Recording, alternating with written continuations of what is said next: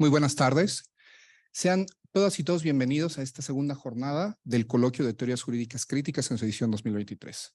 Agradecemos la inconmensurable presencia de la comunidad que el día de hoy nos ha dado la oportunidad de destinarnos un espacio en su agenda y que nos acompaña ya sea de manera presencial o a través del espacio digital. Agradecemos a la Universidad Nacional Autónoma de México y al Instituto de Investigaciones Jurídicas por las facilidades del espacio para llevar a cabo el foro que esta tarde nos convoca. De igual forma, extendemos nuestro agradecimiento al Congreso Internacional de Filosofía y Derecho FIARDE, al Seminario de Filosofía de la Facultad de Derecho de la Universidad Nacional Autónoma de México, al posgrado en Derecho de la Universidad Nacional Autónoma de México, al Centro de Investigaciones sobre América Latina y el Caribe y a todas las personas que participaron para que este foro de reflexión se vea materializado. El día de hoy, los temas que se van a tratar son por demás relevantes y de interés para la reflexión de la ciencia jurídica, no solo desde un punto de vista en sus apartados dogmáticos, sino también en sus capítulos epistemológicos, ontológicos e incluso filosóficos. Las ponencias que nos reúnen en esta jornada se van a agrupar en torno del tópico la moral y la inclusión en el derecho y estarán a cargo de Daniela Ramírez Moreno y Anabel Torres Cervantes, a quienes sus egregias credenciales preceden. En la primera intervención vamos a abordar el tema del derecho como elemento de la moral. Esta ponencia versa sobre la relación existente entre derecho y moral, las diversas corrientes filosóficas que se han planteado los estudiosos a lo largo de la historia, para concluir con una breve introducción y un repaso breve, pero no por ello menos puntual, a la teoría de Robert Dworkin en relación con la interacción relativa del derecho y la moral. En la segunda lectura abordaremos el tema del derecho y de la inclusión. El objetivo de esta ponencia es explorar las teorías jurídicas críticas en relación con la inclusión de las personas con discapacidad desde un aspecto y un modelo social dentro del marco jurídico existente. A la par, pues vamos a abordar la conceptualización del concepto de discapacidad y no solo esta conceptualización, sino desde dónde se origina y cuáles han sido, pues, las corrientes que se han abordado para elaborar estos conceptos. De esta forma, y como es la intención de este foro, pues vamos a realizar una crítica y una propuesta de inclusión dentro del régimen jurídico mexicano. Antes de comenzar con estas ponencias, resulta necesario, productivo y también resulta pertinente el hecho de realizar una pequeña introducción que me permitió preparar a manera de reflexión. Esta reflexión pues se desprende de lo que fue la jornada del día 18. ¿Cuál es o por qué es importante que se abran estos espacios? Y en efecto, ¿por qué es importante tener estos apartados de teorías jurídicas críticas dentro del ámbito académico? Bien es cierto, hay diversas razones por las cuales resulta de relevancia, de importancia. La primera de ellas es que podríamos encontrar la construcción de bases sólidas para el análisis y la crítica del derecho existente. Este es un punto que ya abordaba en la primera jornada nuestro compañero, amigo, ponente y egregio maestro, el doctor Jaime Cárdenas. Una teoría jurídica crítica va a proporcionar un marco teórico el cual puede ser utilizado para evaluar y criticar el derecho positivo vigente, incluyendo todos sus apartados normativos, todas sus políticas y además todos sus aspectos pragmáticos en el entendido de que estas pues, son las operaciones prácticas legales. Teniendo estas teorías jurídicas críticas, también nos es posible analizar el derecho desde una óptica un poco más amplia, comprender mejor las razones por las que el derecho funciona de ciertas maneras y los problemas que existen en el sistema jurídico. A su vez, tener estos espacios pues facilita la transición de ideas respecto de cambio y reforma en los apartados jurídicos. Estas teorías jurídicas críticas nos proporcionan una base sólida para que las reformas no se entiendan como fenómenos aislados. también nos ayuda a identificar, por supuesto, las deficiencias que existen en los sistemas jurídicos en el entendido de que, pues al ser creencias inacabadas, por consecuencia, y al tener el carácter inherente de científicos, serán siempre perfectibles. Las teorías jurídicas críticas también pueden ser utilizadas y no solo pueden, deben ser utilizadas para promover una mayor justicia social y la protección a los derechos de las minorías y a otros grupos vulnerables que se encuentren en los extremos más desprotegidos de toda relación jurídica. A nosotros como abogados, pues nos ayuda a entender también el papel que juega el derecho en la sociedad. Es decir, nos ayudan a verlo no solo como parte de una operación aislada de todos sus elementos de facto e incluso de todos sus elementos con una huella o una impresión de humanismo. Nos va a ayudar también, por supuesto, a comprender cómo estas teorías jurídicas, a partir de todo aquello que conllevan, pues afectan en el día a día a las personas, pero también nosotros como operadores, pues podemos mejorar a la sociedad. Y finalmente, fomentan dentro del ámbito académico la investigación. Estamos en el entendido de que la celebración de estos foros, pues tiene como finalidad la generación de este nuevo conocimiento. Los investigadores y los estudiosos del derecho pueden usar las opiniones que se vierten en este tipo de foros para elaborar, pues, los nuevos pensamientos o las nuevas corrientes de pensamiento que van a afectar y que van a incidir en las teorías jurídicas críticas. Es decir, ya lo exploraremos dentro de la ponencia de la licenciada Daniela Ramírez, cómo los profesores van a influir en sus alumnos en la construcción de nuevas concepciones de cómo ver y observar este derecho. En este sentido, pues vale la pena hacer otra reflexión en el entendido del contexto social que vivimos hoy en esta época, en específico en este año 2023, a partir de dos dimensiones. Una dimensión, si pudiéramos entenderlo dentro del ejercicio del caso o del apartado mexicano, es decir, endógena, y una de factores exógenos. El hecho de cómo un sistema jurídico es un punto o puede ser un punto de inflexión dentro del contexto de la geopolítica. ¿Y por qué resultan relevantes las teorías jurídicas críticas dentro de los apartados geopolíticos? Al efecto, pues nos ayuda a elaborar un análisis crítico del derecho internacional. La teoría jurídica crítica puede ser utilizada para analizar las normas que rigen y privan las relaciones entre los estados. Ya bien lo mencionaba Jaime Cárdenas. La comprensión, el origen y el génesis de todas estas teorías jurídicas inefablemente se ve con esta impronta de cómo las regiones y los habitantes de estas regiones conciben al mundo y conciben por consecuencia al derecho.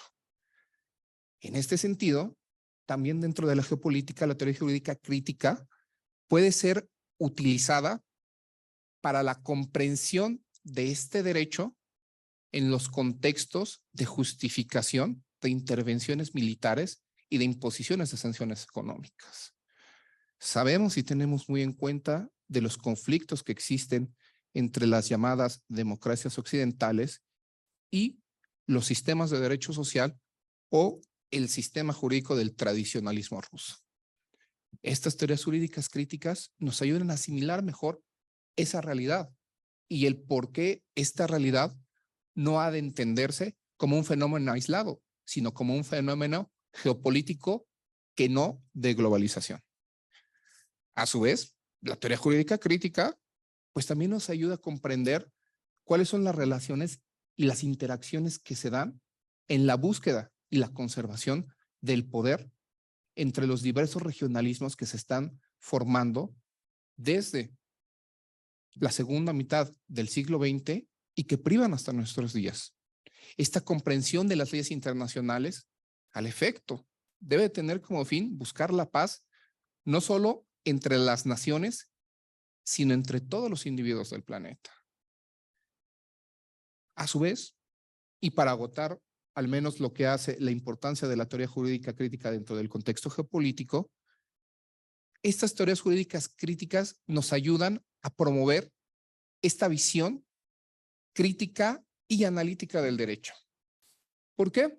Porque en este sentido, en tanto más se puede estructurar una teoría crítica a un modelo o a un sistema jurídico, habrá más posibilidades de encontrar visiones más igualitarias y más o menos justas dentro del derecho internacional.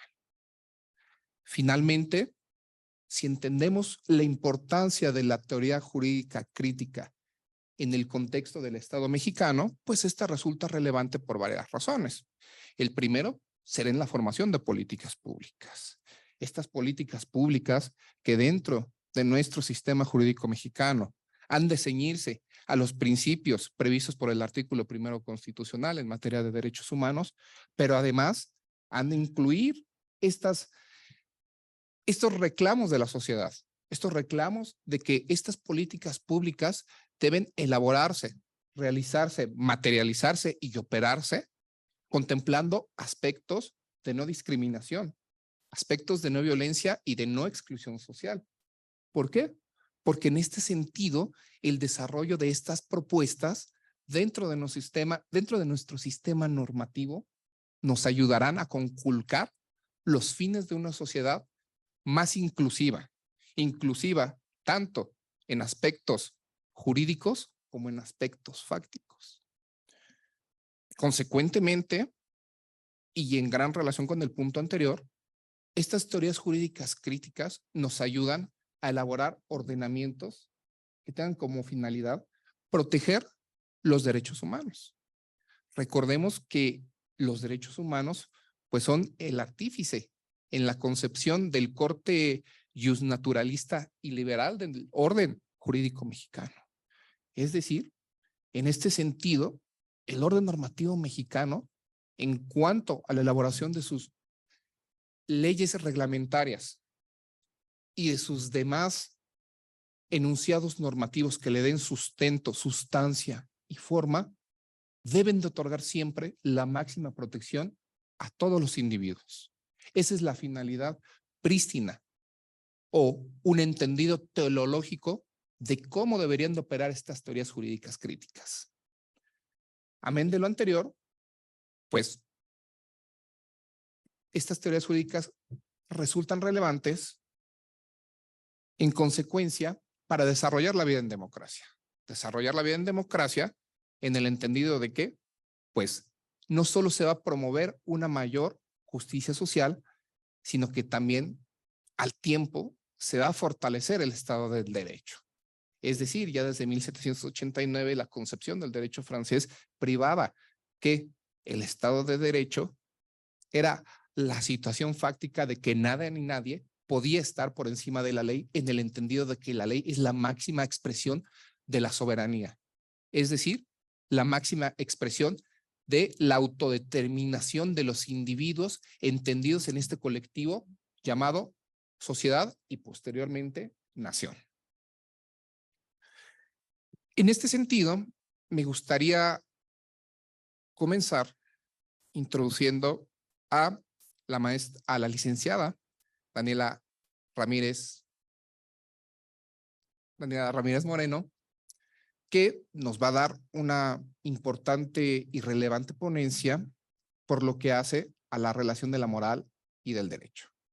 Sabemos bien que la moral se refiere a este conjunto de principios y valores y que siempre se ha suscitado este conflicto entre los estudiosos del derecho. ¿Debe ser la moral ajena al derecho? ¿Debe estar la moral inmersa al derecho? ¿Cuál sería el justo medio o cuál sería el justo equilibrio entre moral y derecho? ¿Un hombre puede hacer moral? ¿Un hombre puede hacer derecho? ¿Qué necesitamos o cuáles son esos elementos de cohesión? En este sentido, pues resulta por demás importante comprender cuál es esta relación. Es decir, este es un conflicto que, no obstante lo han intentado resolver todos los estudiosos del derecho, pues cada vez encontramos más visiones en cuanto a las observaciones, a las dialécticas y a las diatribas que manifiesta este gran paradigma entre moral y derecho. Sin más, cedo la palabra a la licenciada Daniela Ramírez Moreno. ¿Qué tal? Buenas tardes a todos. Es un gusto poder estar el día de hoy aquí con todos ustedes. Agradezco sin lugar a dudas a todas las personas que hacen posible el día de hoy que se dé a cabo este coloquio de teorías jurídicas críticas. Agradezco la introducción del maestro Gabriel el día de hoy, que ha sido bastante amplia y ardua. Me deja la tarea bastante complicada para poder resolver todas aquellas situaciones que plantea, ¿no? Bueno, pues realmente el día de hoy vamos a platicar un poco sobre este derecho como elemento de la moral, ¿no? A lo largo de la historia se ha hablado mucho sobre el vínculo que puede llegar a existir entre el derecho y la moral, ¿no? Y sin lugar a dudas, diferentes teorías críticas han abordado este tema. Situaciones históricas han abonado también a que este tema sea planteado de diferentes puntos de vista. Y los cambios parece ser que son pendulares. Parece ser que vamos de un derecho moral, después vamos a un derecho un poco más positivista y parece ser que de repente volvemos a regresar hacia un derecho un poco más justnaturalista, más moral, unos temas un poco más de derechos humanos y demás, ¿no? Bueno, pues sin más, primero quiero platicarles un poco sobre estos criterios diferenciadores del derecho y la moral. Pues primero que nada les presento este cuadro en el cual hace las diferencias más puntuales entre derecho y moral y vemos que el derecho concierne al fuero externo y se ha dicho que la moral concierne al fuero interno, ¿ok? Que tiene un carácter, el derecho bilateral y la moralidad tiene un carácter unilateral, que el derecho es heterónomo y que la moral es autónoma, que el derecho es coercible y que la moralidad es incoercible, ¿no? Quiero hacer hincapié en que aquí hablamos de que la moral no me estoy refiriendo a aquellas situaciones que las personas adultas de repente platican como si fuera qué cosa es moral y qué cosa es no moral, sino más bien hago referencia a esta moralidad un poco más jurídica, hablando de la libertad, de la dignidad humana, de la igualdad, ¿ok? Entonces, si hacemos referencia a que el derecho tiene un fuero interno, un fuero externo, perdón, y que la moralidad tiene un fuero externo, pues realmente se pondría en duda, ¿no? O sea, si realmente el derecho nada más hace referencia a la exteriorización o aquellas cosas que se pueden ver, aquellas cosas que se pueden observar, y que la moralidad es únicamente aquello interno, pues todo aquello que nosotros pensamos, aquellas emociones, aquello que se encuentra dentro de nosotros mismos, ¿no?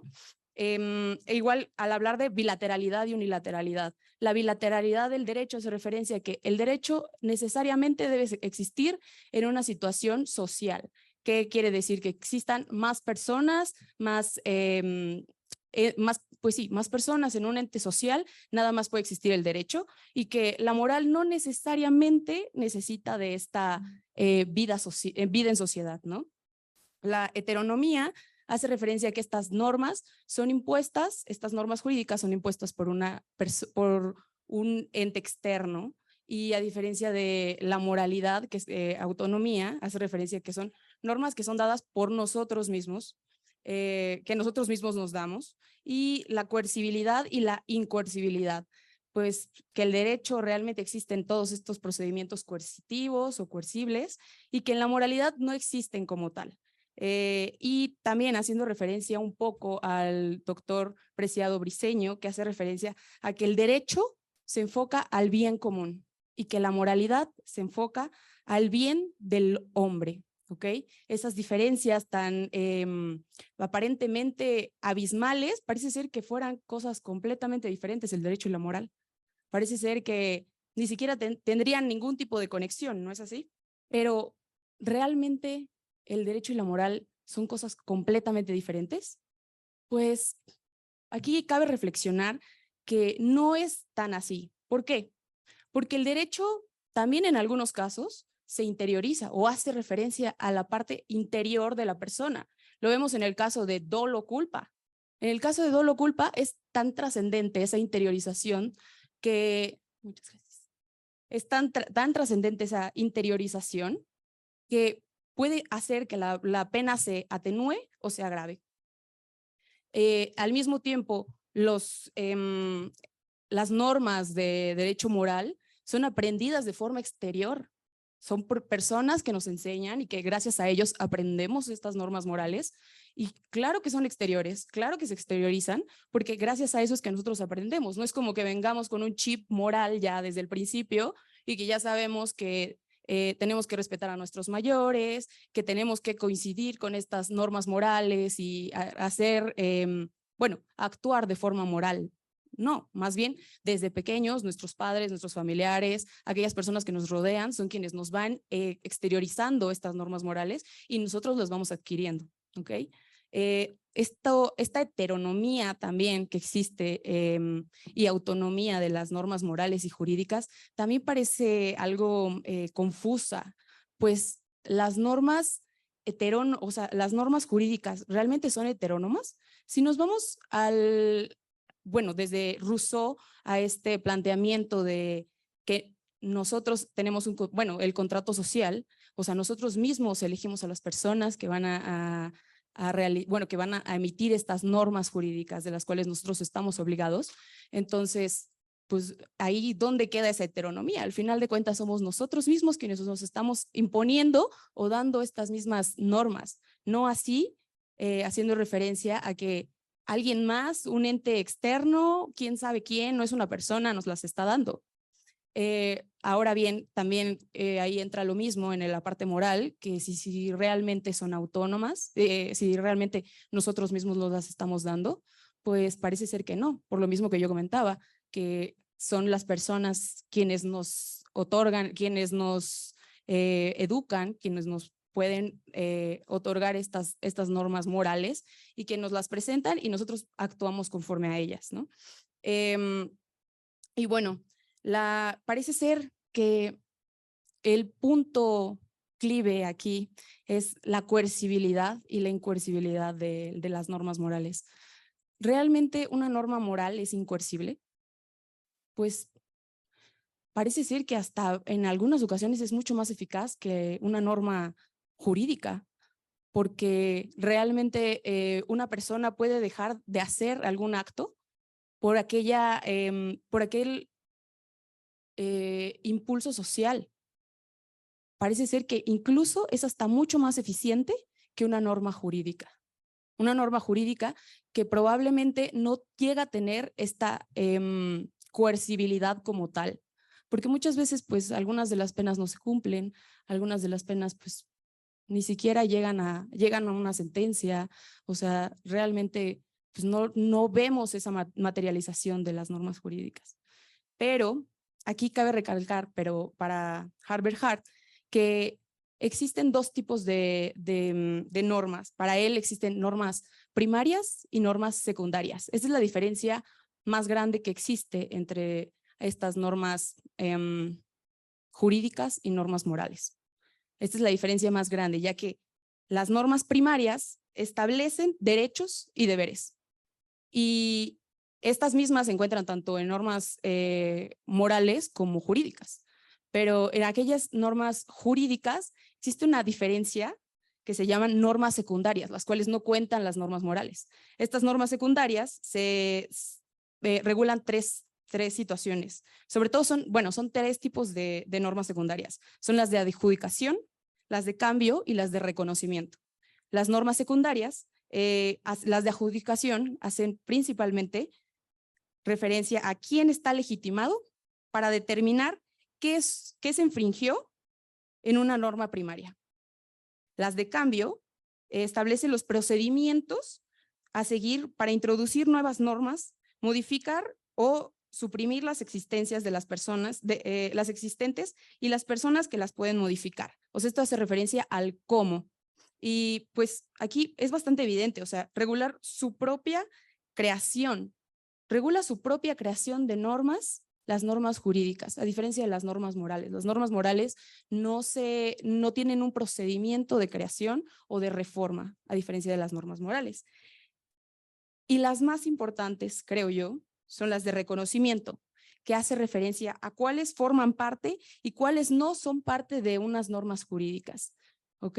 Esta diferenciación es bastante puntual, bastante necesaria entre diferenciación de entre normas jurídicas y normas morales. Las normas secundarias de reconocimiento son aquellas que hacen referencia a cuáles forman parte y cuáles no forman parte de las normas en situaciones del sistema jurídico.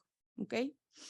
Y esto, en conjunto, las normas secundarias van a dar como resultado esta llamada seguridad jurídica que nosotros contamos, ¿no? Y esto realmente sí hace una diferencia entre el derecho y la moral, porque la seguridad jurídica que se tiene con el derecho no la tiene la moral. Y ahora quiero hacer, bueno, pues las relaciones que existen entre el derecho y la moral ya fueron anteriormente platicadas. Ahora vamos a platicar un poco sobre las teorías de relación entre el derecho y moral. Quiero hacer referencia a 4 principales, que son la separación radical, la de separación relativa, la de interacción absoluta y la de interacción relativa. Primero, la separación radical. La separación radical dice que esta teoría menciona que el derecho, la moral y la política no tienen nada que ver. Son temas completamente diferentes y, como desde el principio de la plática mencionamos, son cosas que no tienen nada que ver. ¿Ok? Esto lo vemos pues sobre todo en Kelsen, quien hace referencia a que el derecho es autosuficiente, autorreferente y coherente. El derecho estudia el deber ser, concepto deóntico. Es una ciencia jurídica, por lo cual.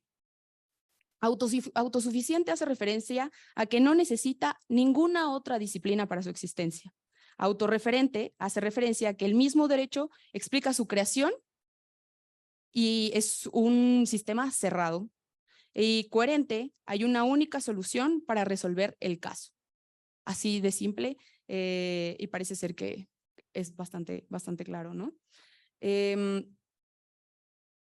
Kelsen en palabras de Kelsen, se menciona todas las normas cuya validez pueda reconducirse a una norma y esa misma norma constituye un sistema jurídico. Y aquí nos vamos a la norma hipotética fundamental de Kelsen, que él dice, no, nosotros no vamos a acudir a la moral, nosotros como normas jurídicas, la moralidad no tiene nada que ver, las normas jurídicas se van a fundamentar en una norma hipotética fundamental, siempre en todas aquellas normas que anteceden y nos vamos a la norma hipotética fundamental, la moral no tiene nada que ver aquí con el derecho.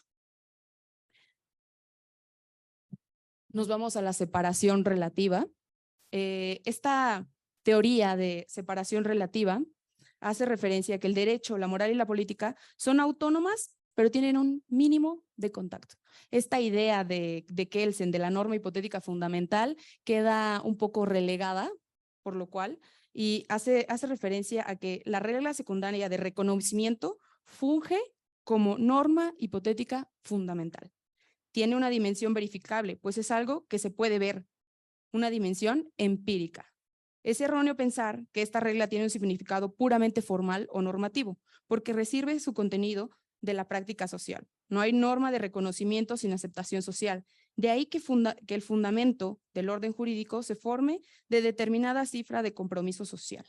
Pérez Luño. Aparentemente son disciplinas autónomas, pero con unos puntos mínimos de contacto. Ahora quiero hacer referencia a esta interacción absoluta del derecho. Esta parece ser el otro lado de la moneda, ya que dice, pues para que sea derecho es necesario que sea moral. La moralidad incluye dentro de sí al derecho. El orden normativo que regula la moral es el orden normativo que regula el todo, que regula tanto normas jurídicas como políticas. La moral influye en los demás y es la base de dicha interacción. La moral dice qué se hace y qué no. El derecho no sigue a la moral, no es derecho. El derecho es la pauta reglamentadora de la política. la fórmula de Radbruch en este caso, que dice, el derecho extremadamente injusto no es derecho. Y pues sí, aquí se fundamenta sobre todo en el justnaturalismo y el derecho natural, en cuanto a encarnación de valores éticos de la justicia, como el derecho superior a la ley, que considera a las leyes normativas como actos contrarios al derecho, como desafueros bajo el formato legal. La norma notoriamente injusta no es derecho. O sea, para Tomás de Aquino puede existir una ley corrupta, pero no va a ser derecho. Y por último, la teoría de la interacción relativa, que es a la que vamos a hacer sobre todo referencia al filósofo Donald Dworkin, que fue, cabe recalcar aquí, alumno de Hart, mismo que critica también las teorías de Hart, en el modelo de las reglas, sobre todo, y se toma el positivista que se toma al derecho como reglas de juego, Hart. Él dice, es que el derecho son unas reglas del juego cerradas, son como reglas del juego, o sea, no hay inflexiones en ellas. Es como un juego de béisbol, por ejemplo, si la pelota no llega pues, a la base, no cuenta. Entonces, para Hart era exactamente eso. Las normas se tienen que cumplir al pie de la letra. Y Dworkin dice, a ver, espera, o sea, no siempre las normas van a tener la respuesta de todo. No siempre las normas pues sí, van a cumplir con estas existen estas lagunas legales. Y aquí hace referencia sobre todo a estos casos difíciles. Y me gustaría hacer referencia al caso de el nieto apurado. Dice Dworkin, es que un nieto resulta que tenía problemas económicos y su abuelo había ya hecho el testamento y había dicho, bueno, pues le dejo todos mis bienes a mi nieto. ¿Y qué sucede? Pues que el nieto con esta situación económica ya se sentía ahorcado, pues decide cometer el homicidio en contra de su abuelo. Y él dice, no, yo no niego que yo maté a mi abuelo, pero toda su herencia, todo ese dinero, o bueno, realmente toda la herencia, forma parte ahora de mi patrimonio. Entonces los jueces aquí dicen, a ver, espérate, ¿cómo así? Y se van a los principios del derecho, sobre todo, y aquí hace referencia a que, bueno, en la sentencia, evidentemente, se decidió que nadie se puede beneficiar de su propio delito. No puede existir este beneficio al cometer un delito. Entonces, es así como el derecho, pues tiene esta inflexión y cabe recalcar aquí que, pues, la moralidad también tiene un punto aquí en el derecho y que debemos de acudir a ella en estos casos difíciles, como lo denomina Dworkin.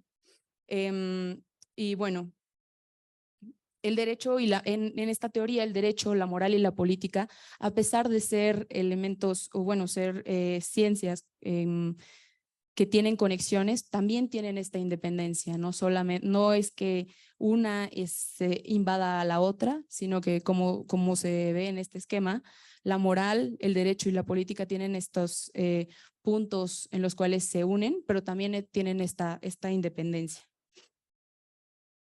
No se distingue la línea entre el derecho y la moral en las resoluciones jurídicas. En algunos casos, como podemos ver actualmente, no sabemos si realmente estamos haciendo referencia a normas jurídicas o a normas también morales en algunos casos cuando vemos las sentencias de los jueces actualmente. Y bueno, por último, me gustaría hacer una pregunta. ¿La moral es entonces la única solución a las lagunas jurídicas? ¿Realmente esa moralidad va a ser la piedra que va a poder cumplir con estas lagunas jurídicas que existen? Pues parece ser que no siempre la moralidad es tan buena y muchas veces la moralidad se funda en situaciones, sobre todo religiosas, y en muchas ocasiones estas situaciones religiosas han hecho que se cometan muchos delitos, se cometan graves atentados en contra de la humanidad. Entonces, creo que lo ideal sería acudir a este razonamiento crítico que tenemos interno de nosotros para poder discernir y saber si realmente las normas morales son realmente verdaderas y buenas en sí mismas. Es necesaria esta reflexión y es necesaria este análisis interno que nosotros podríamos realizar, no siempre aludiendo a normas morales que son, pues, muchas ocasiones aprendidas por alguien más. Gracias. Muy interesante esta primera ponencia a cargo de la licenciada Daniela Ramírez Moreno, que manifiesta, pues tal vez uno de los primeros puntos que hicimos a manera de introducción, la importancia de las teorías jurídicas críticas en el ámbito académico.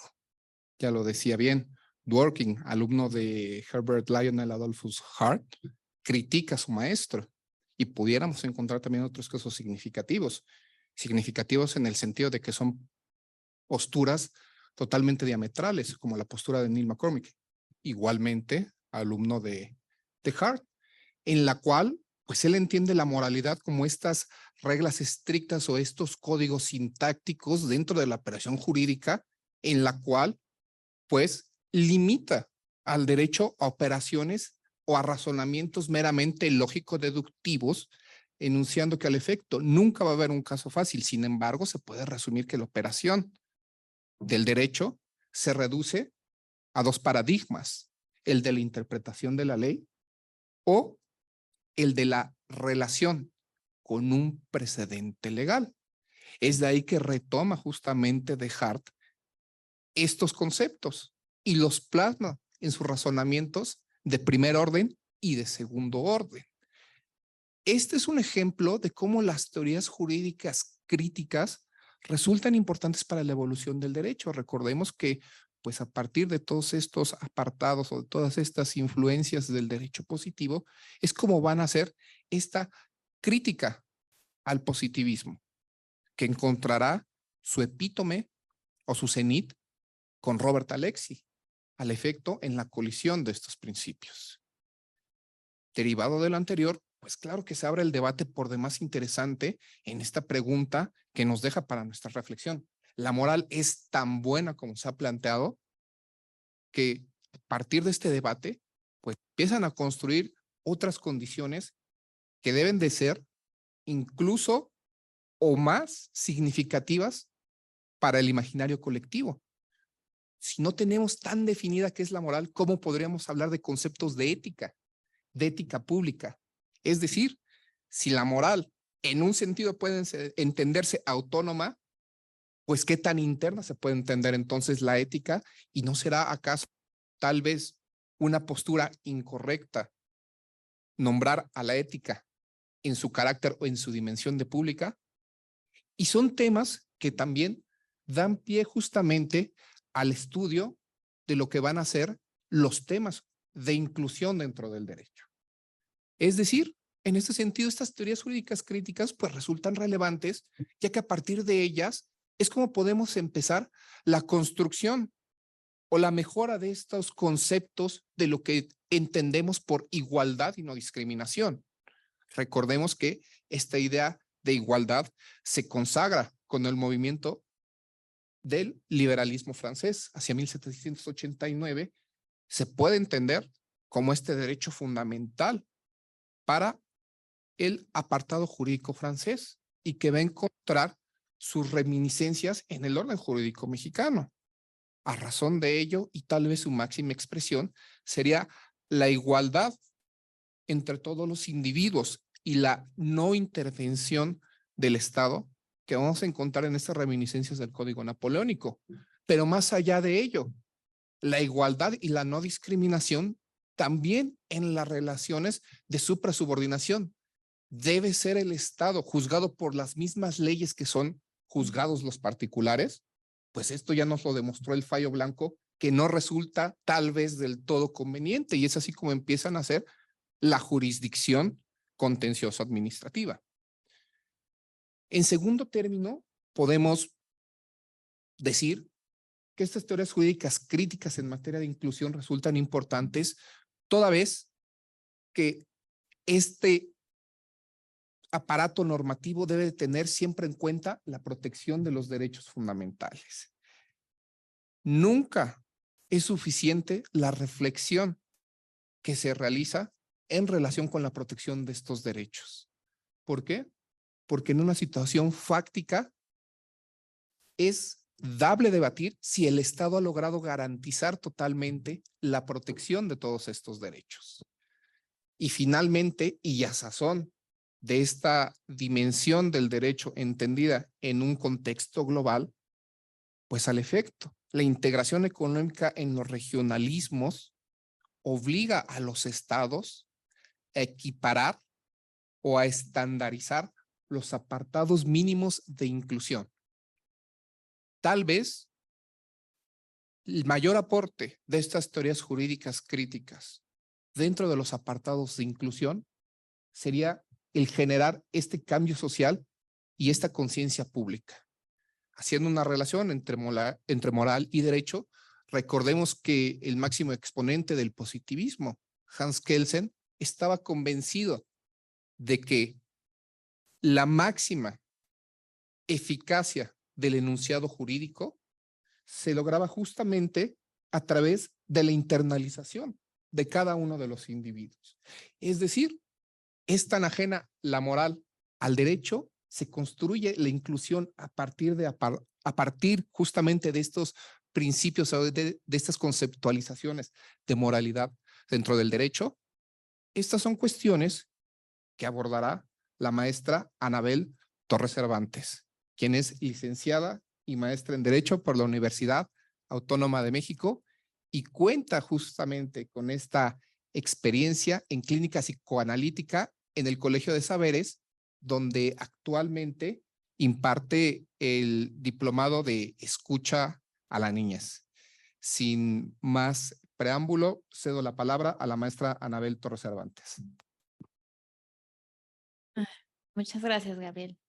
No imparto, estoy tomando el diplomado ahí en el colegio. Pero bueno, muchas gracias a todos por estar aquí presentes y muchas gracias a quienes nos siguen en la transmisión por Zoom. Quiero agradecer también al Instituto de Investigaciones Jurídicas por abrirnos este espacio, así como agradecer a todos los compañeros y compañeras que nos han ayudado a coordinar este coloquio. Bueno, retomando un poco las palabras de la compañera, me parece importante y fundamental pensar en cuáles son los fines del derecho. Creo que es una pregunta que es vigente al día de hoy. ¿Para qué? ¿Para quiénes sirve el derecho? Parece que durante mucho tiempo ha servido solo para cierto sector de la población, dejando a otros invisibilizados. Por eso quiero presentar el día de hoy un pensamiento al respecto de una teoría crítica de discapacidad e inclusión. Y bueno, quiero compartirles el día de hoy las dificultades que tuve para nombrar esta ponencia, ya que desde el psicoanálisis, teoría con la que he trabajado, no se etiqueta a las personas. Todo lo contrario, lo que se busca es romper con estas etiquetas porque estigmatizan a las personas. Y es que desde el psicoanálisis las palabras adquieren un lugar fundamental en la subjetivación de los sujetos, y clasificar a las personas como discapacitadas nos contrapone contra quienes no lo son y nos hace una diferenciación entre entonces quienes sí son capaces y normales, y como si se tratase de aspirar a llegar a esa normalidad o a esa capacidad. Me parece importante aquí detenerme y hacer un espacio para pensar un cuestionamiento que tengo desde que propuse esta ponencia, y es, ¿qué me autoriza a mí a venir aquí a hablarles de discapacidad sin ser notoriamente una persona que tiene alguna condición? Yo no me considero ninguna poseedora de ningún saber desde la salud o la enfermedad. Como todos aquí presentes, estamos en la latente y en la potencial posibilidad de devenir enfermos, o quizás lo estamos y ni siquiera lo sabemos. En esta ciudad, salir a las calles implica ya un riesgo riesgo de accidente, de que algo nos suceda, en el que tengamos daños irreversibles tanto en el cuerpo como en la mente. O bien, todos vivimos con nuestro amigo Franco, no sé si lo conozcan, el amigo Franco deterioro, al que nos que nos acompaña. Es decir, todos estamos encaminados al envejecimiento, la decadencia del cuerpo, es a la discapacidad hacia donde nos dirigimos todos. Y es desde este lugar de latencia en el que me permito hablarles. Quiero empezar hablando de la clasificación de las personas. No hace falta ahorita que esté puesta la presentación, yo les digo. Bueno, clasifico, luego entiendo. Esta es una frase que me decía una profesora de la facultad, la profesora Lucía Corona Arias, quien me llevó de la mano para hacer la tesis de licenciatura. Clasificar es como un ejercicio muy dado en los procesos de aprendizaje, sobre todo de los abogados. Todo lo clasificamos con propósitos pedagógicos. Pero de ahí a clasificar a las personas, habrá que tener como mucha conciencia para qué se está clasificando y tener mucho tacto en la tijera con la que se corta. Para poder dirigirnos a hablar de inclusión de personas con discapacidad, será necesario primero hablar de la exclusión de estas. ¿Quiénes son normales? ¿Quiénes son anormales? ¿Quiénes son los sanos? ¿Quiénes son los enfermos? Los capaces y los discapaces. Aparecen como dicotomías en pugna, como luchas de bien y mal que se tienen que enfrentar y que alguna tendrá que salir vencedora. Pero me parece que esto es simplificar demasiado lo que somos. ¿No les parece?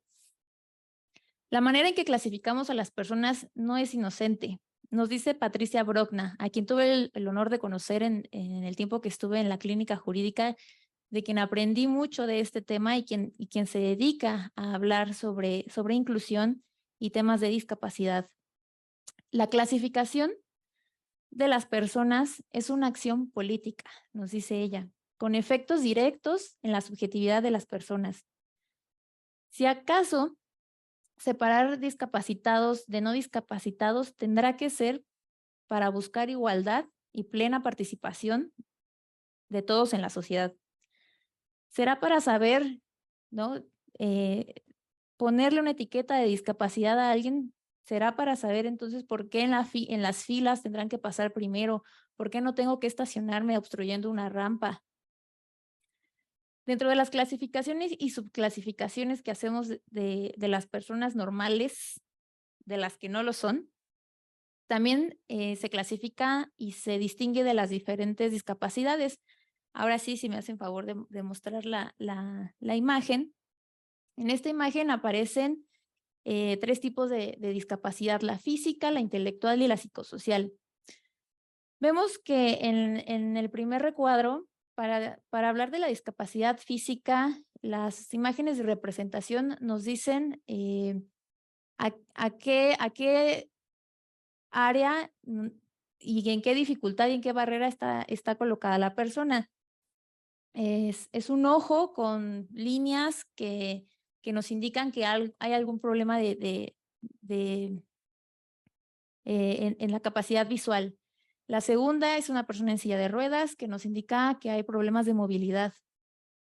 La otra es la oreja que tiene algo ahí atravesado que nos habla de la dificultad para escuchar, y la otra imagen son unas manos que nos hablan del lenguaje de señas utilizado para las personas con dificultades en el habla.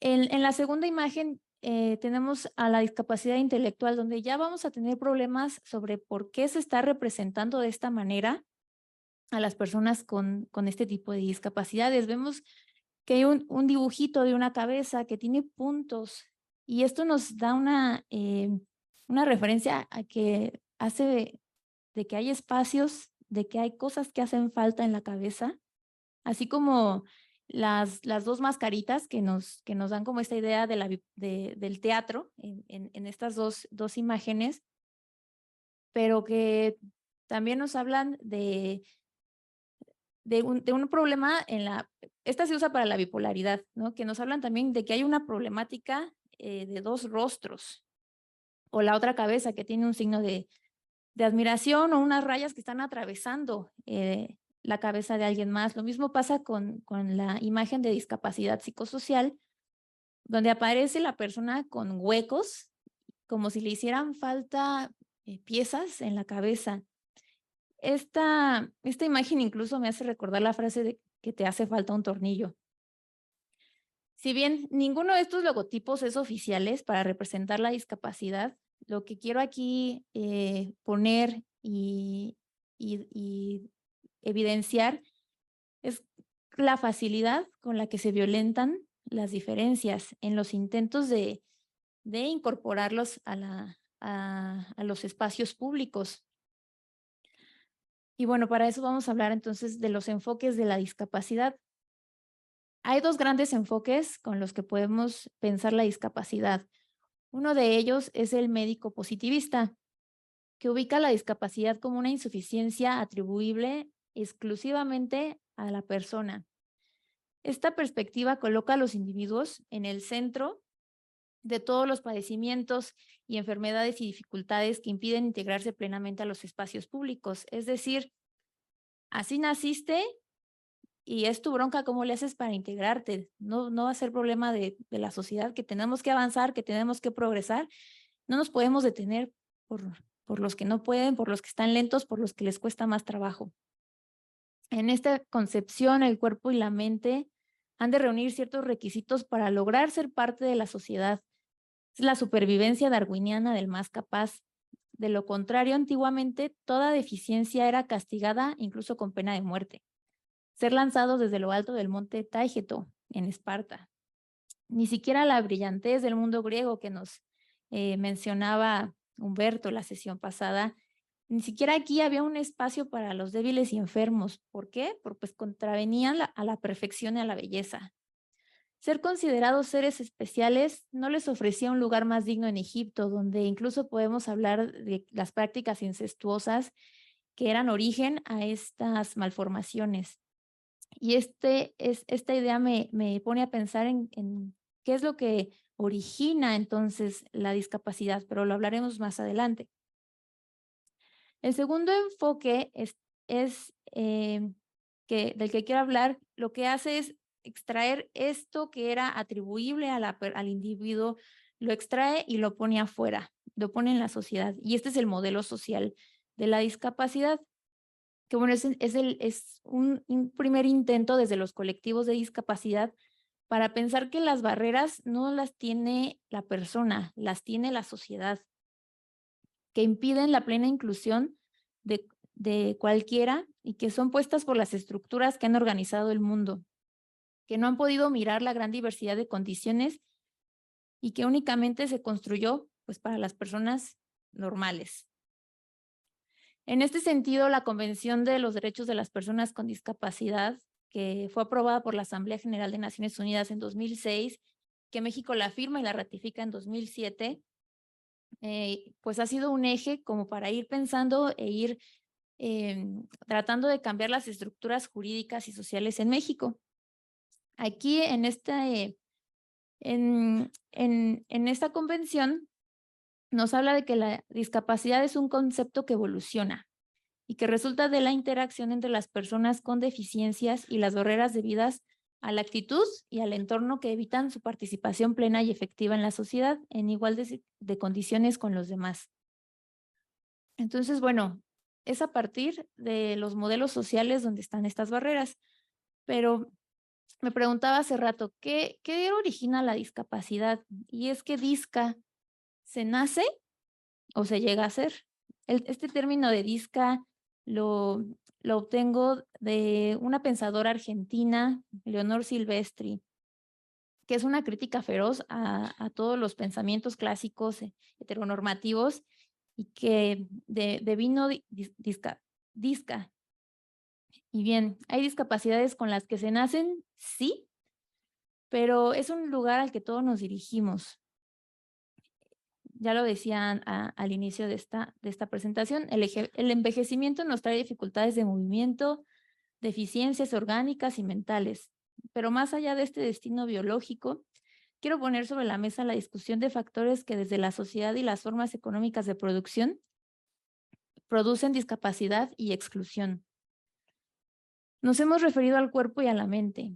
Las deficiencias físicas, como las visuales, las auditivas, de movimiento, que bien pueden ser congénitas, pero a la vez ocasionadas por muchas contingencias, accidentes de trabajo, por ejemplo, que además en la mañana estaba leyendo que hubo reformas a la Ley Federal de Trabajo donde ya se contemplan las enfermedades mentales y depresión contempladas en la Ley Federal del Trabajo como enfermedades.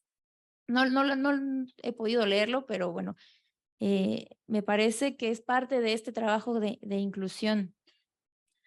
Pero así también hay consecuencias de malos hábitos alimenticios que todos muchos de nosotros hemos atravesado por ahí.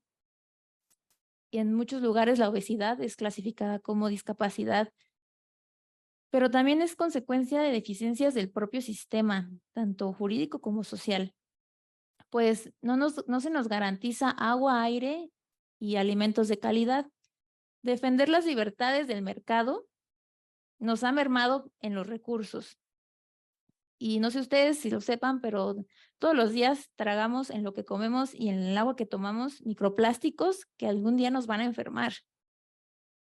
No solo estamos en riesgo de enfermar y de venir discapacitados de manera física, también estamos en el latente riesgo de que a cualquiera se nos detone un padecimiento intelectual o psicosocial, y desde lo psicosocial lo que nos afecte en la parte intelectual, porque la sociedad y las estructuras discapacitan.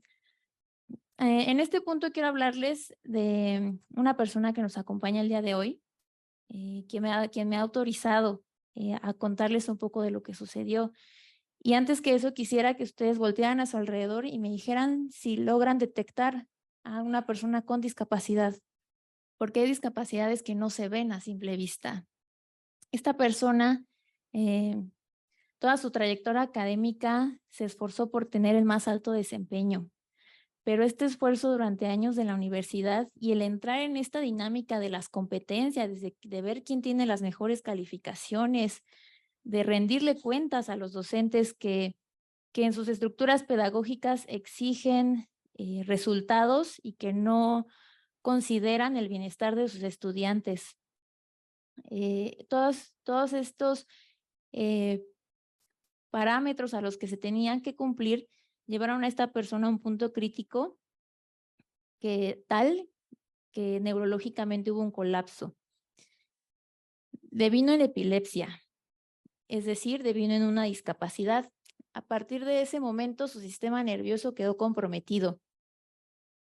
Y si bien ha tenido los beneficios como de tener una tarjeta que le permite viajar en el metro gratis, pues no lo puede usar sola, ella no se puede trasladar de aquí para allá porque puede haber una crisis y que lejos de que la gente sepa o no qué hacer, a lo mejor se va a encontrar con alguien que abuse en ese momento y que se ponga en riesgo.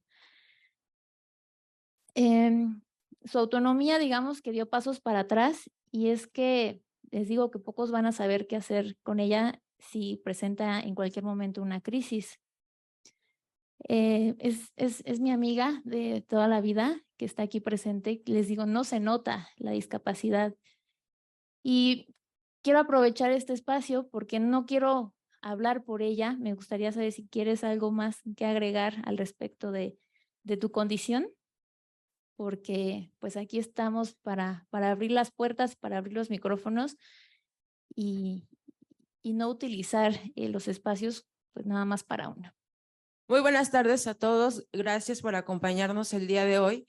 Su servidora es Saraí Trejo, también orgullosamente de la UNAM. Por el largo tiempo de mi vida se ha presentado un problema de epilepsia llamado epilepsia compleja parcial, ya que hay muchos tipos de epilepsia. Este desarrollo de esta enfermedad fue por la cuestión de siempre tratar de ser exacta, tratar de ser siempre perfeccionista, principalmente en cuestión de la escuela. Siempre pensé, es mi única obligación, tengo que cumplir con eso.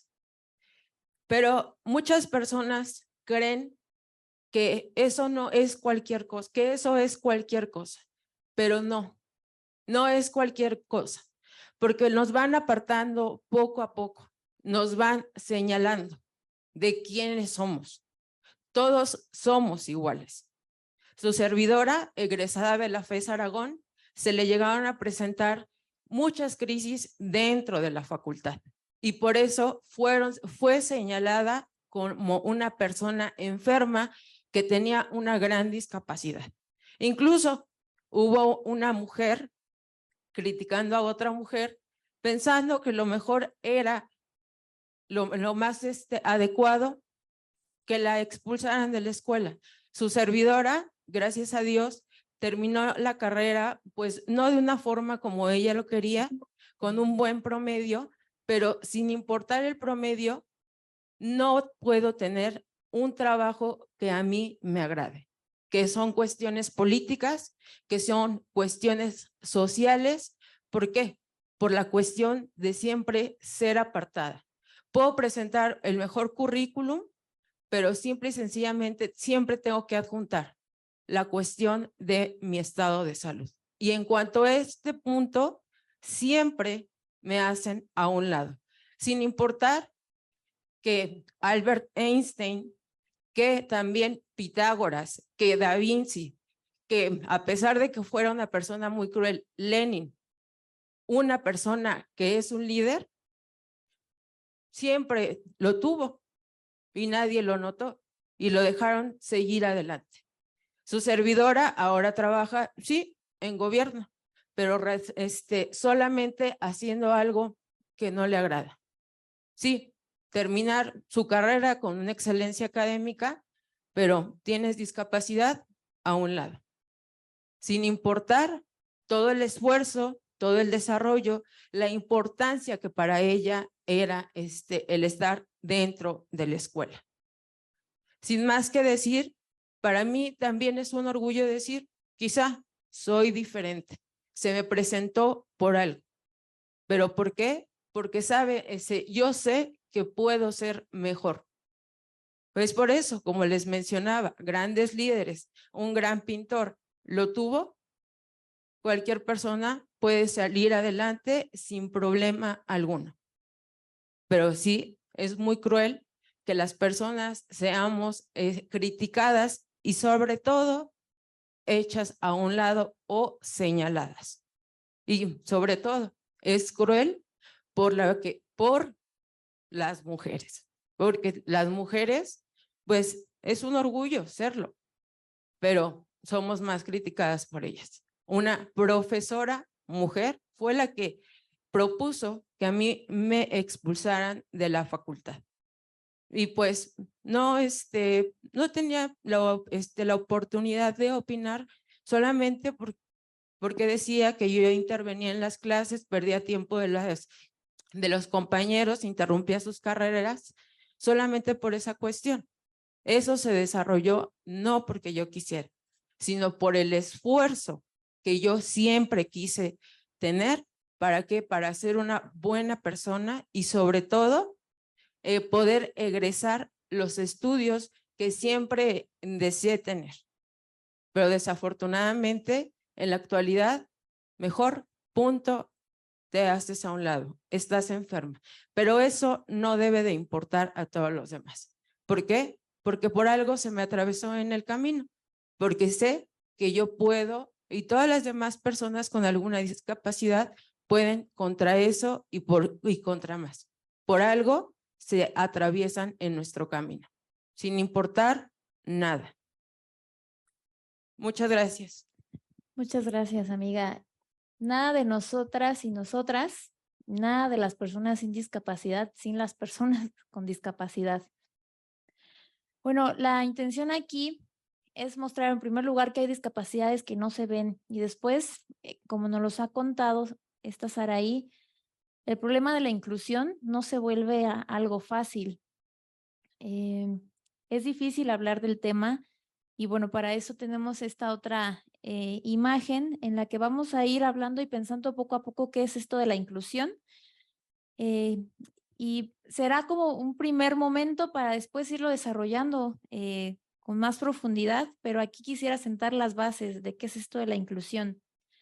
Vemos que en la imagen superior de la esquina izquierda, estamos hablando de exclusión. ¿Qué hay en esta imagen? Pues toda la gente normal, sanita, completa, con todas sus extremidades, pertenecen a un círculo social. Y todos los que están afuera, todos los diferentes, los que tienen una deficiencia, quedan excluidos y no pueden ingresar a participar activamente dentro de las actividades sociales. ¿Esto cómo lo podemos pensar? Como aquellos colegios y escuelas en donde se les rechazaba ya de facto a las personas que tenían una discapacidad, ya sea de retraso mental, Down, etcétera. O también en las empresas y discriminación que ha sufrido nuestra compañera al no poder entrar a un trabajo por la carta de discapacidad en el que le era negada, teniendo las aptitudes y las capacidades para presentar un trabajo, se le era negado el trabajo por la carta de discapacidad. En la segunda imagen tenemos en la parte junto al de la exclusión tenemos lo que es la segregación. Aquí se hace ya como una especie de intento de sí incorporarlos a la sociedad, pero si vemos están dentro de una burbuja aparte. En este caso, un ejemplo muy claro es las escuelas de educación especial. Si bien se empiezan a abrir centros especializados para que las personas con discapacidad reciban educación o sean beneficiarias del derecho al trabajo, los tienen por aparte, que esto no es ninguna inclusión ni ninguna integración. En la tercera imagen, y esto se trata de como de que ir evolucionando y tratando de hacer esta integración más plena. En la tercera imagen está la integración, en donde ya tenemos los círculos más juntos. Se trata de integrar más a las personas, de incorporarlas, sí, a los centros de trabajo escolares, pero con sus diferencias. En esto nos referimos, por ejemplo, a estas escuelas que si bien ya admiten a las personas con discapacidad, no los tienen en las clases regulares, les generan clases especiales donde tienen que estar ahí y sí juntos, pero separados de todos los demás niños. O bien las empresas que también por políticas públicas tienen que contratar personas con discapacidad, pero entonces, ¿qué trabajo se les da? El de limpieza o el de jardinería, pero nunca participan en el giro específico y sustancial de la empresa. A lo que queremos llegar es a una inclusión plena, como en la imagen que está en la esquina inferior, donde ya todos están mezclados en el mismo círculo y es importante que estén mezclados porque entonces ya no hay estas diferencias, estos círculos aparte. Aquí cualquiera puede participar en cualquier actividad en una igualdad de oportunidades. En lo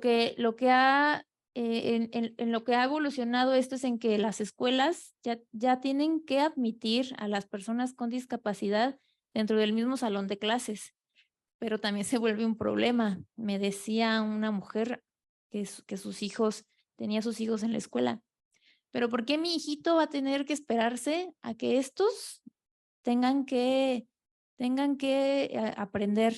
Le va a retrasar el aprendizaje a mi hijo. Son preguntas que van surgiendo y que también se tienen que ir planteando. Entonces, ¿por qué nosotros tenemos que darle los apoyos y brindarle las ayudas a estas personas con discapacidad. ¿Yo qué culpa tengo? Yo puedo.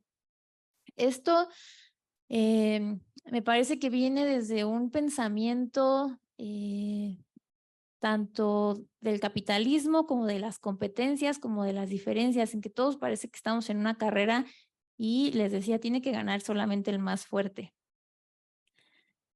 Y bien, a partir de esta última representación que tenemos de la inclusión, es que se busca eliminar las barreras de participación plena de las personas con discapacidad.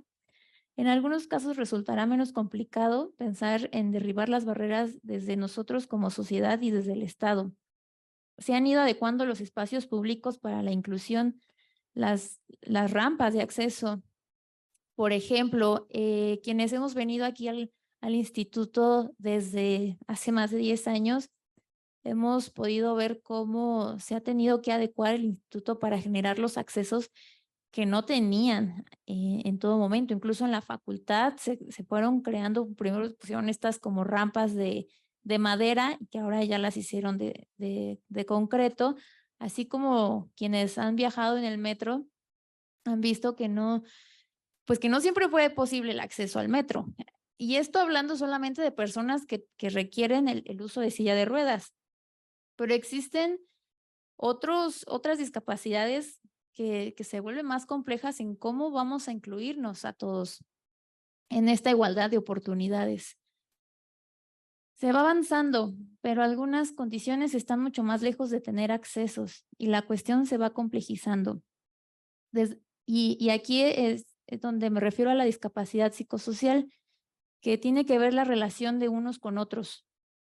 No es que se puedan construir rampas en este caso, pero se tratarán entonces de qué, de construir andamiajes. Por ejemplo, el dispositivo de acompañamiento terapéutico, que es un poco también a lo que me dedico, busca hacer este andamio para darle un lugar a las personas en el mundo a quienes se les fue negado. Pero este dispositivo es algo al que muy pocos tienen acceso y que solamente pagándolo se puede tener. Y es aquí donde las voces se tienen que alzar para decirle al Estado que aún hace falta mucho por hacer y brindar los medios de apoyo y ajustes necesarios. Y bueno, espero haber logrado un poco dejar las bases para que una teoría crítica de la discapacidad e inclusión comience y se geste, y que en la amplitud de las discapacidades se tendrá que ir abordando poco a poco en lo sucesivo. Ya tuvimos oportunidad de escuchar 2 extraordinarias ponencias el martes en el primer día de este coloquio, donde nos hablaron de los principales enfoques de las teorías críticas, los feminismos, marxismos, anarquismos, latinoamericanismos, indigenismos. Son enfoques que ya tienen gran presencia en estos espacios y en la academia, y que a su vez han impactado movilizando el quehacer jurídico. Ahora toca ampliar esta lupa para detectar en las agendas de todos estos enfoques anteriormente mencionados y sumarnos al esfuerzo de ir aplanando el terreno de las injusticias e inequidades que desde la discriminación e invisibilización generada por las estructuras capacitistas, que es lo que buscan, la explotación de cuerpos funcionales como engranes para mantener funcionando la gran maquinaria. Desde una teoría crítica de la discapacidad se busca dar un lugar en el entorno social que históricamente se les fue negado. Pues sin más con el momento, les agradezco a todos su atención. Muchísimas gracias, Anabel. Una ponencia por demás interesante, esta ponencia que pues nos sensibiliza a la existencia de que hay otras realidades, pero que también dentro del mismo derecho otros mundos son posibles. Y sienta las bases, en primer término, de el debate de la colisión de los principios de excepción versus el principio de la inclusión. Y esto no es una tarea menor, no es una tarea menor toda vez que debe ser una discusión que se debe de abordar cuando se realiza cada política pública, como has hecho mención, desde la política más simple de cómo construir una banqueta. Eso ya es una muestra propiamente de cómo debe de operar la inclusión en los apartados jurídicos y en el mundo fáctico.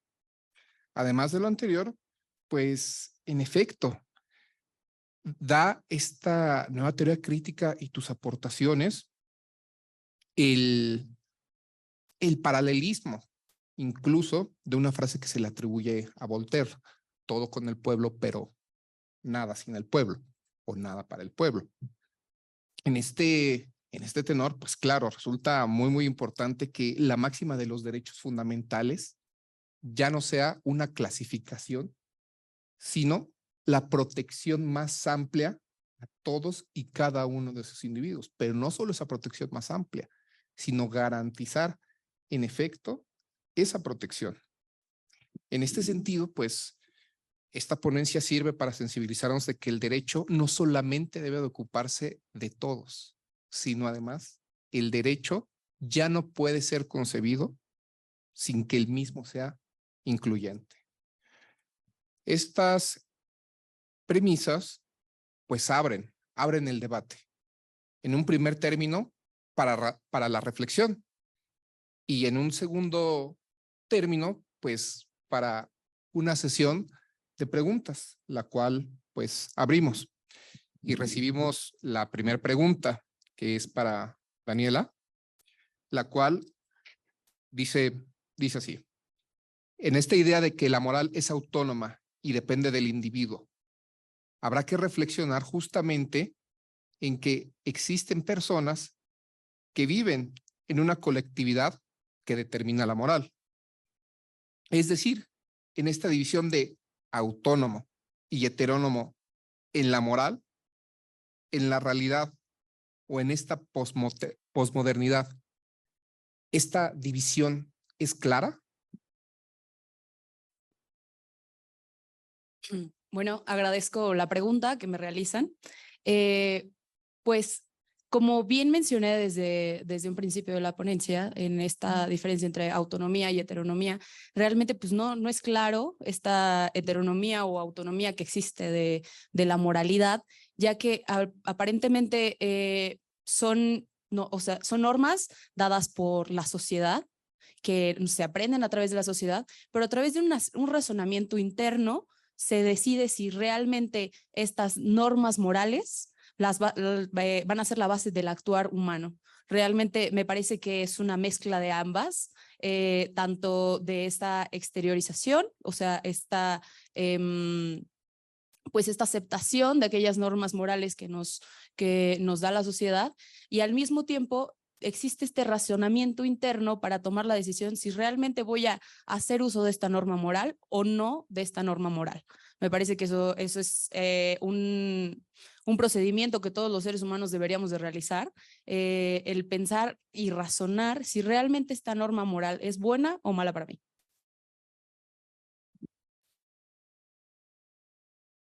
Muchísimas gracias, Daniela. Anabel. Ay, bueno, pues no es, aquí ya tengo gracias. Me parece que un poco abonando a lo que comenta la compañera y a estas preguntas de la moral, quizás habría que salirnos más allá de si la moral es buena o no. Justamente en qué momentos sí y en qué momentos nos estorba. Qué momentos nos estorba construir espacios de inclusión, espacios les digo, de aplanar este terreno en donde el derecho nos funcione. ¿Para qué? Para esto, para crear espacios, para crear sociedades con igualdad de oportunidades. Y habrá que considerar entonces cuándo sí, más allá de que sea bueno o malo. Muchísimas gracias, Anabel. Añadiendo en este sentido, pues no solo en la posmodernidad, sino incluso ya desde épocas pues bastante lejanas que lo pudiéramos considerar, esta línea entre la moral, la autonomía y la heteronomía, la moral y el derecho, pues ha tenido sus contrapuntos y sus puntos álgidos. Basta recordar que pues en el derecho encontramos elementos morales: buena fe, mala fe, principio de la exquisita buena voluntad. Es decir, hay conceptos o integraciones morales dentro del derecho. Sin embargo, resulta pertinente y limitándolo únicamente a aspectos pragmáticos, cuando estos sí deben de incidir o no deben de incidir dentro del derecho. Recordemos que muchos de los reclamos sociales inician como eso, como apartados morales de grupos de la sociedad que no sienten que esos apartados morales se vean reflejados dentro del enunciado normativo que los gobierna. Esta pregunta, pues, resulta por demás interesante e incluso da para un foro muy amplio, no solo de un día, sino de incluso hasta de 1 o 2 semanas. En este sentido, pasamos con la siguiente pregunta que va dirigida para la maestra Anabel y la formula Sara Gabriela. Sara Gabriela realiza este cuestionamiento. ¿Qué pasa con las políticas de integración? ¿De algo sirve? Pues tienen que, ¿no? Tendrían que servir para algo las políticas que sobre todo lo que les decía, la diferencia entre integración e inclusión. La integración nos une, nos acerca, pero nos mantiene separados. La inclusión es en el momento en el que no nos vamos a dar cuenta en que las personas con discapacidad no van a tener las barreras y que van a tener que estar viendo cómo las brincan para ser incluidos. Las políticas de inclusión tendrán que ser encaminadas justo a esto, que era lo que les decía. Actualmente ya en derecho a la educación, todas las personas tienen derecho de acudir a cualquier escuela regular sin que se le separe o segreguen clases especiales. Así también en los sistemas, en los de procedimientos, tanto civiles como penales, ya se habla de que tienen que incorporarse las personas con discapacidad, tanto medios de apoyo como ajustes razonables. Para eso sirven.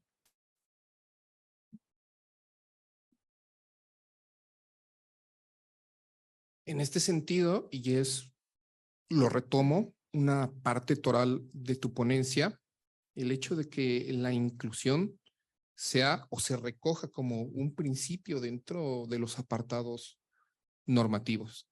Estas políticas, pues muchas veces, si no es que todas o la mayoría, son evaluadas desde la percepción pública. Y esta, por más que queramos, es binaria, o se tiene o no se tiene. Es decir, en este sentido, y aquí es donde rescatamos, y no solo rescatamos, sino que damos énfasis a tu aporte de una teoría jurídica crítica, es el hecho de que la inclusión nos debe de hacer sensibles a otras realidades.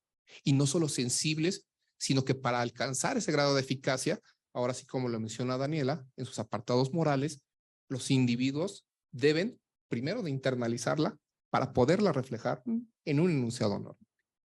Esto, pues, simplemente ya estamos viendo los frutos de la realización de estos foros, justamente la aportación de estas nuevas ideas.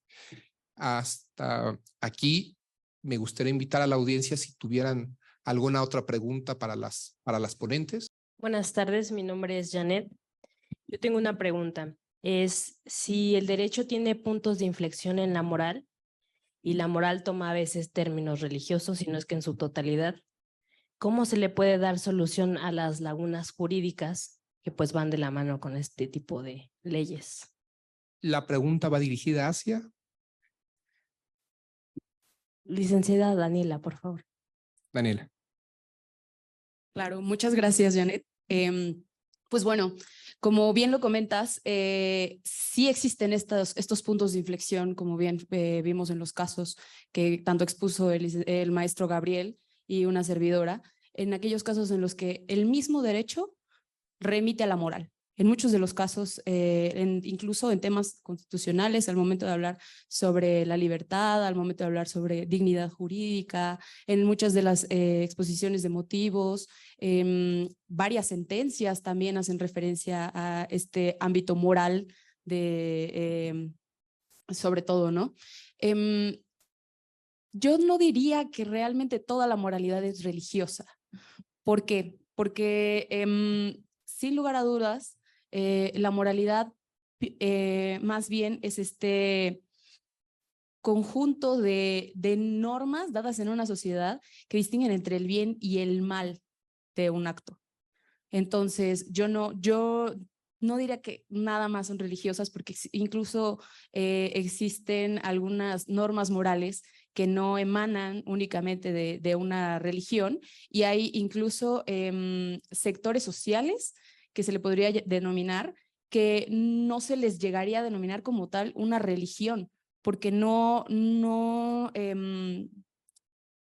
llegan a culminar con este fin de la misma religión. Entonces, creo que ese sería mi punto de vista.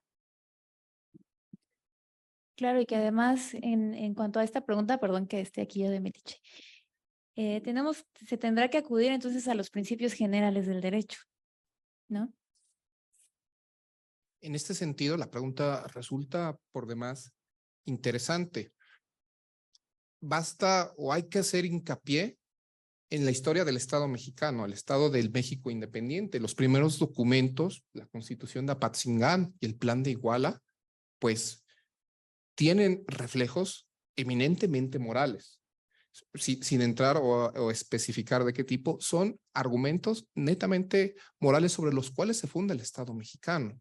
¿Qué podremos hacer? Pues bueno, resulta la armonización de el orden justnaturalista con el orden justpositivista. ¿Cómo podemos conciliarlos y cómo buscar ese justo medio?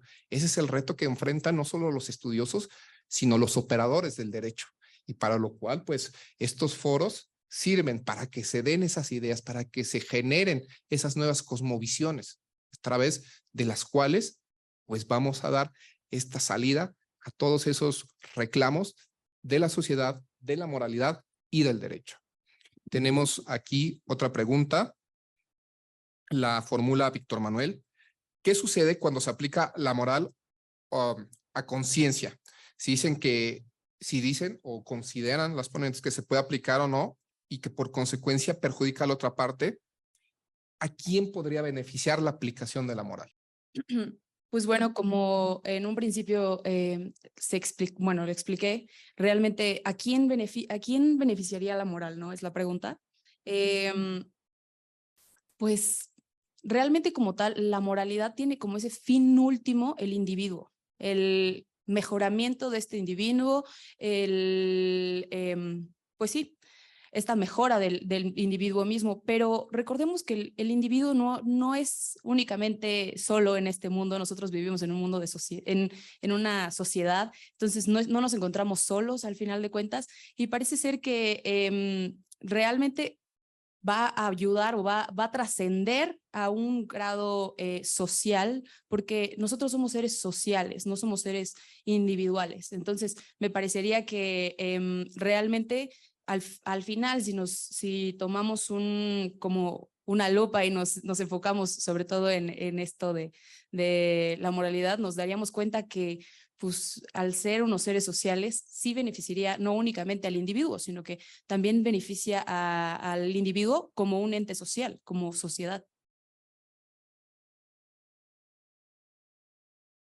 En este sentido, y aquí abonando esta pregunta, también complementando con la ponencia, la moral beneficia a sectores sociales. Tenemos el ejemplo de pues, el combate a esta moral, de esta felicidad líquida, de esta concepción individualista que está gradualmente siendo sustituida por esta moral de colectividad o esta moral justamente de la inclusión. Es decir, tal vez la aplicación de estas concepciones morales evidentemente encuentra una reminiscencia dentro de la universalidad de los objetos a los cuales va destinada la ley. Si es buena o es mala, pues es algo que solo podremos decir con la perspectiva y la distancia que da el tiempo y el análisis y el estudio científico de la normatividad. En este sentido, hasta aquí me gustaría preguntarle a la audiencia si existen algunas preguntas adicionales para las ponentes. Perdón, es que estaba yo pensando porque No, adelante, adelante. con esta pregunta ya no puedo evitar de pensar aquí en las clases del doctor Alejandro Nava, que al inicio siempre de cada semestre de filosofía del derecho nos habla del principio kantiano para de ahí hacer una crítica desde Hegel. Pero esta crítica que hace es que la máxima kantiana de que actúa de tal manera que la máxima de tu conducta pueda servirse en ley universal. Esto tiene evidentemente dotes morales, ¿no? Y que si bien tendrá una primera intención de servir, ¿no? Y de que entonces exista un respeto mutuo, también puede convertirse en todo lo contrario. Y entonces en esta máxima, cada quien puede ser un hijo de la chingada y esperando a que los demás también lo sean. Y que es entonces a partir de ahí que hablamos, que entra la crítica de Hegel y nos habla de la moralidad, pero entonces tenemos que pasar de la moralidad a la eticidad. Y es, digamos, no nos podemos ya concentrar nada más en que el derecho es una cosa aparte y abstracta que nada tiene que ver con la ética y que nada tiene que ver con la moral. Tienen que, ¿no? Y si bien habrá que buscar la manera de generar un derecho objetivo y sí, positivo, es difícil hacer una separación. Muchísimas gracias, Anabel. Y muy valioso el enfoque kantiano que se da en relación con esta distinción de el derecho y la moral, y que resume parte de sus ponencias, de que el derecho no sucede como un fenómeno aislado. Es decir, el derecho no puede entenderse en voces unívocas o en voces unilaterales. Debe de garantizar la máxima protección a los individuos y también la pluralidad, no solo de ideas, sino de percepciones y cosmogonías del derecho mismo. En este sentido, pues agradezco la presencia nuevamente de toda la comunidad que nos acompaña, ya sea en los medios digitales, ya sea en esta aula. También agradezco a todas las personas que apoyaron para la materialización de este foro.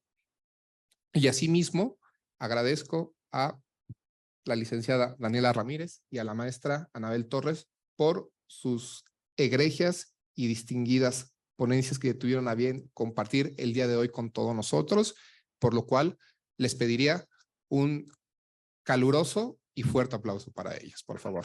Siendo o habiéndose agotado las ponencias a tratar el día de hoy, pues damos por terminada la segunda jornada de este coloquio de teorías jurídicas críticas en su edición 2023. Muchísimas gracias por acompañarnos.